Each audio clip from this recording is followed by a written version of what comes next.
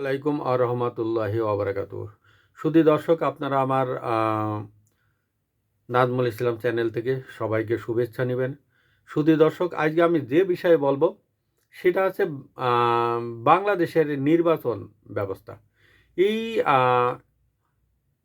আগামী 12ই ফেব্রুয়ারি বাংলাদেশে যে সাধারণ নির্বাচন হবে, অর্থাৎ জাতীয় সংসদ নির্বাচন এবং গণভোট হবে, সেই বিষয়ে কিছু কথা বলবো।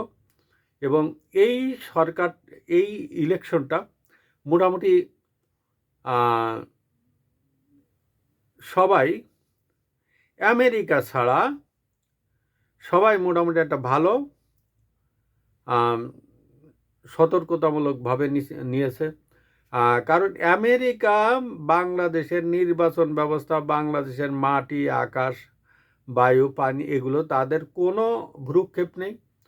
দেশ জাহান্নামে চলে গেলেও তাদের কিছু আসে যায় না। বাংলাদেশের অর্থ সম্পদের দিকে তাদের খেয়াল, এবং বাংলাদেশের সেন্ট মার্টিনে ঘাঁটির জন্য তারা চাতক পাখির মতন চেয়ে আছে। এবং বিগত আওয়ামী লীগ সরকারের সময় তারা মোটামুটি ব্যবসা বাণিজ্য তেমন একটা সুবিধা করতে পারেনি, এবং তাদের স্বার্থ সংশ্লিষ্ট অনেক বিষয় আওয়ামী লীগ সরকারের সময় করতে পারেনি।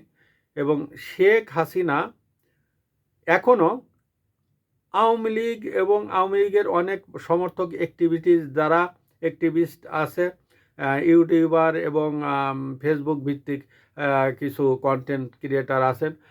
তারা এই বলছে যে আমেরিকা আওয়ামী লীগের সাথে আছে, আমেরিকা ঢুকাই দিছে, আমেরিকা ট্রাম্প ক্ষমতায় এনে দিব শেখ হাসিনাকে। কিন্তু সম্পূর্ণ একটা মিথ্যা ধারণা। শতভাগ ধারণা আছে এইটা, তাদের চোখ সেন্ট মার্টিনের দিকে, এবং এই দেশের গ্যাসের ব্যবসা করা, তুলার ব্যবসা করা, বিভিন্ন ব্যবসা করা, এবং তারা যে শুল্ক আছে, এই শুল্কটা কিভাবে তাদের দেশে ঢোকার সময় আমাদের বাংলাদেশি পণ্য বাড়ানো যায়, এবং বাংলাদেশি পণ্যের উপর কত বেশি শুল্ক আরোপ করা যায়, এবং তাদের পণ্য যখন বাংলাদেশে ঢুকবে তখন কত কমানো যায় শুল্ক, এই চিন্তাভাবনা তারা করে। কিন্তু শুধু দর্শক, এই ধরনের নেতিবাচক চিন্তাভাবনা এই আমেরিকার, বাংলাদেশের নির্বাচন হলেও সমস্যা নেই, তাদের না হলেও সমস্যা নেই, কারণ তাদের চাই ব্যবসা এবং বাংলাদেশের ঘাঁটি। শুধু দর্শক, তাদের সর্বশেষ মোটামুটি তারা একটা বার্তা দিছে যে অন্তর্ভুক্তিমূলক নির্বাচন, কিন্তু তারা হাসিনা বা আওয়ামী লীগের বিষয় কিন্তু বলেনি। অন্তর্ভুক্তিমূলক নির্বাচন এর কথা হচ্ছে এটা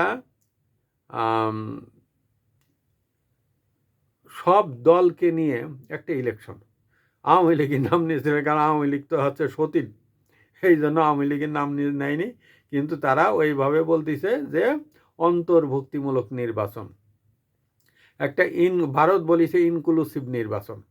ভারত আওয়ামী লীগের কথা বলছে না, আমেরিকা আওয়ামী লীগের কথা বলছে না, ইউরোপীয় ইউনিয়নও আওয়ামী লীগের কথা বলছে না, বলছে অন্তর্ভুক্তিমূলক নির্বাচন। এখন জাতিসংঘ বাংলাদেশে কোনো পর্যবেক্ষক পাঠাবে না। আমেরিকা পাঠাবে কি পাঠাবে না এখনও কিন্তু বলেনি, কিন্তু ইউরোপীয় ইউনিয়নে অর্থাৎ কমনওয়েলথভুক্ত দেশ তারা হয়তো পাঠাতে পারে, এখনও ফুলফিলভাবে সিদ্ধান্ত নেয়নি তারা। কিন্তু ইউরোপীয় ইউনিয়ন তারা একটা নির্বাচন পর্যবেক্ষক দল তারা বাংলাদেশে পাঠাবে। এবং শুধু দর্শক, আমি এই অন্তর্ভুক্তিমূলক নির্বাচন তারা আগে এক ধরনের আওয়ামী লীগের সময় এক ধরনের সংজ্ঞা দিছিল যে সব দলকে নিয়ে অন্তর্ভুক্তিমূলক নির্বাচন। এখন তারা এই অন্তর্ভুক্তিমূলক নির্বাচনটা সংজ্ঞাটা পাল্টে ফেলাইছে। কীভাবে পাল্টে ফেলাইছে? এখন বলছে বাংলাদেশের সব দল মত, এই বাংলাদেশের সমস্ত গোষ্ঠীগুলো, হিন্দু, মুসলিম, বৌদ্ধ, খ্রিস্টান সবাই মিলে যখন এই ইলেকশনটা করবে, অংশগ্রহণ করবে, তখন এটা অন্তর্ভুক্তিমূলক ইলেকশন হবে। সংজ্ঞাটা ঠিক পাল্টে ফেলাইছে। আওয়ামী লীগের কোনো কথা নেই, কে আসলো কে গেল এটা তাদের কোনো কিছু আসে যায় না, কোন দল আইলো গেল। কিন্তু আওয়ামী লীগ যখন ছিল তখন তারা তাগাদা দিছিল সব দল মিলে। এখন বলছে তারা সব দলের কথা বলছে না, বলছে সব শ্রেণীর লোক। এখন সব শ্রেণীর লোক সবাই যা আসবে তার তো কোনো কথা নেই। সব শ্রেণীর লোকের ভিতরে তো সব দলেরই একটা আছে, যোগাযোগ আছে, সমর্থক আছে। এই সমর্থকগুলো আওয়ামী লীগ আছে, বিএনপি আছে, জামাত আছে, জাতীয় পার্টির আছে, সবারই আছে, সবাই অংশগ্রহণ করবে। কিন্তু আওয়ামী লীগের ভোট তো প্রায় 35 থেকে 40%, জাতীয় পার্টির ভোট 12%, এবং অন্যান্য বাম দলগুলো আওয়ামী লীগের 14 দলীয় যে সংগঠনগুলো ছিল তারা তো অনেক ইলেকশনে আসছে না। এখানে এরা না হলে তো 50%-এর বেশি ভোট এদের থলিতে আছে। এরা এই ভোট তো 50%-এর বেশি এদের থলিতে আছে, এবং এই 50%ই ধরলাম, 50% নিয়ে তারা ইলেকশন করবে। এটা অন্তর্ভুক্তিমূলক ইলেকশন হবে। এর আগে নর্ডিক দেশের ভিতরে সাধারণত আছে সুইডেন, নরওয়ে এবং ডেনমার্ক। তারা বাংলাদেশের বিভিন্ন দলের সাথে একটা বৈঠক করেছিল। বৈঠক করার সময় তারা অনলাইনে বৈঠক করার সময় তারা আওয়ামী লীগের একজন লিডারের সাথে কথা বলেছিলেন। তিনি আছে সাবের হোসেন চৌধুরী।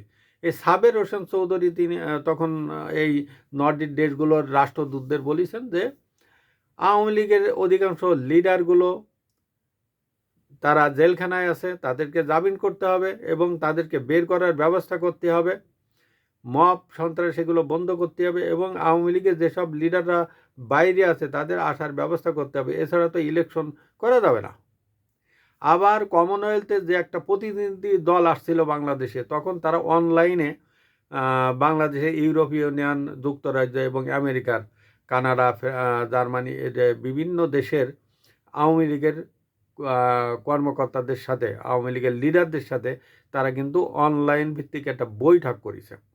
বৈঠক করার পরে তারাও এই ধরনের নেতিবাচক কথা বলেছে যে আমাদেরকে দূরে রাখছে আওয়ামী লীগের ভোট প্রায় 50%, এবং আমাদেরকে এইভাবে দূরে রাখলে আমরা কিভাবে নির্বাচন করব। এই ধরনের যে বক্তব্যগুলো আছে তারা এই বক্তব্যগুলো পেশ করেছিল।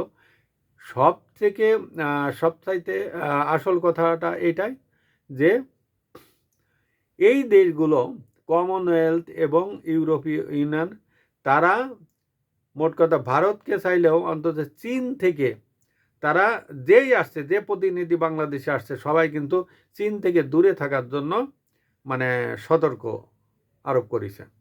কারণ চীনের সাথে তারা হাজার হাজার কোটি কোটি বিলিয়ন ডলারের ব্যবসা করছে, কিন্তু চীন থেকে দূরে থাকতে বলে বাংলাদেশকে।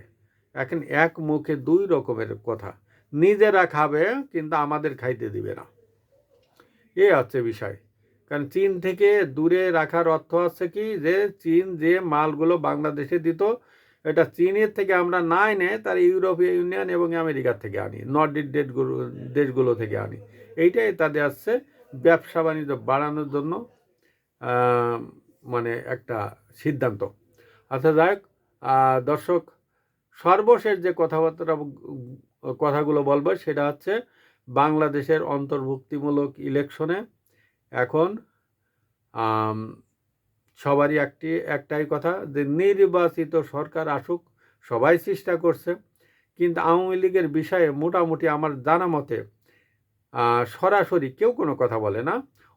তারা কথা বলছে এবার অন্তর্ভুক্তিমূলক নির্বাচনের মাধ্যমে, অর্থাৎ সব দল একত্রিত হয়ে ইলেকশন দিলে হয়তো আওয়ামী লীগের ভিতর ঢুকতে পারে, এই ধরনের একটা চিন্তাভাবনা। শুধু দর্শক, আপনারা আমার কন্টেন্ট ভালো লাগলে বা নাও লাগলে আমার কন্টেন্টটা একটু আপনারা সাবস্ক্রাইব বা ফলো দিয়ে আমার সাথে থাকবেন। আসসালামু আলাইকুম ওয়া রাহমাতুল্লাহি ওয়া বারাকাতুহু।